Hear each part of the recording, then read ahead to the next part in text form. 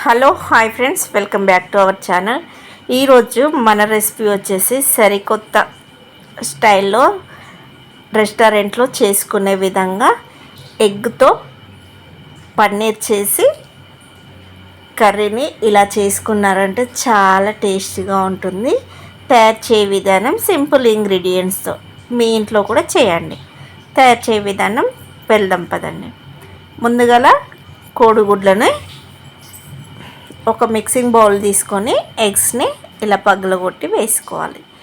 ఇక్కడ నేను తీసుకున్న ఎగ్స్ అనేటివి 8 తీసుకున్నాను. పావు టేబుల్ స్పూన్ పసుపు వేసుకోవాలి. కొద్దిలంతా ఉప్పు వేసుకొని దీన్ని బాగా బీట్ చేయాలి.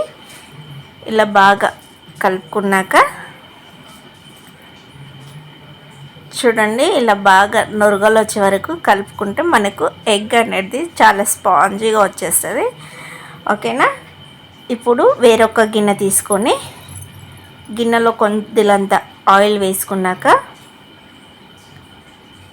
ఇలా గిన్నెకు మొత్తం నూనెని అప్లై చేయాలండి. ఇలా అప్లై చేసుకోవడం వల్ల మనకు పన్నీర్ అనేది ఈజీగా ఊడొస్తుంది. ఓకేనా. ఎగ్ పన్నీరు ఇప్పుడు మనం కలిపెట్టుకున్న మిశ్రమాన్ని ఈ గిన్నెలో పోసుకొని మనం ముందుగానే ఇలా వాటర్ని అయితే మరిగించుకోవాలి, బాగా వేడి చేసుకోవాలి. ఇందులో ఒక స్టాండ్ ఉంటుంది కదా, ఆ స్టాండ్ వేసుకొని ఈ ఎగ్ మిశ్రమాన్ని ఈ స్టాండ్ పైన పెట్టేసి పైనుండి మూత పెట్టుకొని ఒక 4-5 నిమిషాల పాటు మీడియం ఫ్లేమ్ మీద ఉడికించుకుంటే మనకు ఎగ్ అయితే రెడీ అవుతుందండి. చూడండి, ఒక చాక్ సహాయంతో ఇలా గుచ్చి చూసారంటే మంచిగా చాక్ కత్తుకోకుండా వస్తే మనకు పన్నీర్ రెడీ అయినట్టే. ఇప్పుడు ఒక మిక్సింగ్ బౌల్ తీసుకొని ఇందులోకి అల్లం వెల్లుల్లి అల్లము 1 ఇంచు, ఒక వెల్లుల్లిగడ్డ, ఒక మీడియం సైజు ఉల్లిగడ్డ, 4 టమాటాలు మిక్సింగ్ బౌల్లో వేసుకొని మెత్తటి పేస్ట్ అయితే రెడీ చేసుకోవాలండి. ఇలా టమాటో ప్యూరీ అయితే రెడీ అయింది. ఇప్పుడు మనము చేసుకున్న ఎగ్ పన్నీర్ కూడా చల్లారిపోయింది. ఇలా ఎగ్ పన్నీర్ చల్లారినాక సైడ్ల నుండి కట్ చేసుకోవాలండి. ఇలా సైడ్లకి ముందుగా రౌండ్ కట్ చేసుకున్నాక ఇంకా మనకు కావాల్సిన పీసులు అయితే నిలువుగా అడ్డంగానైతే మనము పన్నీర్ పీస్ లాగా ఒక స్క్వేర్ షేప్లోనైతే కట్ చేసుకోవాలి. ఇలా కట్ చేసుకున్నాక ఒక ప్లేట్ తీసుకొని ఆ ప్లేట్లోకి ఈ ఎగ్ పన్నీర్ ముక్కల్ని వేసుకున్నారంటే చాలా స్పాంజీగా సాఫ్ట్గా వచ్చేస్తే చూడండి, చూస్తుంటేనే మీకు స్పాంజీనెస్ అవపడుతుంది కదా, ఇలా రావాలన్నట్టు ఎగ్ పన్నీరు. ఇప్పుడు స్టవ్ వెలిగించుకొని ఒక బౌల్ పెట్టుకోవాలి. బౌల్లోకి 1 టేబుల్ స్పూన్ నూనె పోసుకొని ఈ పన్నీర్ ముక్కల్ని కొంచెం క్రిస్పీగా వేయించుకోవాలి. ఒక 2-3 నిమిషాల పాటు ఇట్లా మీడియం ఫ్లేమ్ మీద వేయించుకుంటే సరిపోతుందండి. ఇప్పుడు ఈ ముక్కల్ని ఒక ప్లేట్లోకి అయితే తీసుకోవాలి. ఇప్పుడు ఇదే గిన్నెలో ఒక 2 టేబుల్ స్పూన్ వరకు నూనె పోసుకోవాలి. ఆయిల్ వేడాక 2 ఇలాచీలు, 2 లవంగాలు, ఒక చిన్న దాల్చిన చెక్క, అలాగే పావు టేబుల్ స్పూన్ వరకు జీలకర్ర వేసుకొని వేయించుకోవాలి.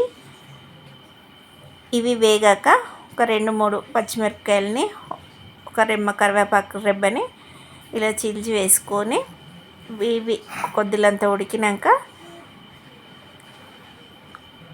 పావు టేబుల్ స్పూన్ పసుపు వేసుకోవాలి.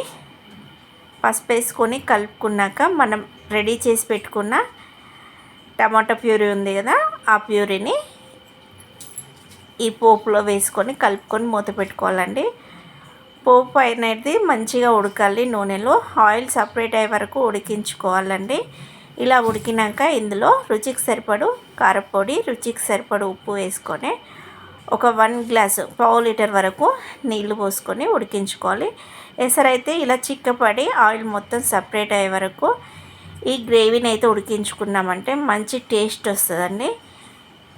ఇలా గ్రేవీ ఉడికి ఆయిల్ మొత్తం సపరేట్ అయినాక మనం ముందుగా రెడీ చేసి పెట్టుకున్న ఎగ్ పన్నీర్ ముక్కల్ని వేసుకొని కలుపుకోవాలండి. ఇలా కలుపుకొని ఒక 4-5 నిమిషాల పాటు చిన్న మంట పైన ఉడికించుకున్నామంటే మనకు ఎగ్ పన్నీర్ కర్రీ అయితే రెడీ అయినట్లే ఫ్రెండ్స్. ఓకేనా. చివర్లో కొంచెం అంత కొత్తిమీర పుదీనా పైనుండి చల్లి ఒక 2 నిమిషాల పాటు అలానే ఉంచారంటే ఎంతో రుచికరమైన ఎగ్ కర్రీ అయితే రెడీ అయినట్లే ఫ్రెండ్స్. రెస్టారెంట్ స్టైల్లో ఇలా చేసుకొని తిన్నారంటే అన్నము బిర్యానీ చపాతీలోకి ఎందులోకైనా బాగుంటుంది. ఓకేనా ఫ్రెండ్స్. ఈ వీడియో కనుక మీ అందరికీ నచ్చినట్లయితే లైక్ చేయండి, షేర్ చేయండి, కామెంట్ చేయండి. ప్లీజ్ సబ్స్క్రైబ్ చేసి మరిన్ని వీడియోస్ కోసం అయితే మన ఛానల్ని అయితే ఫాలో అవ్వండి.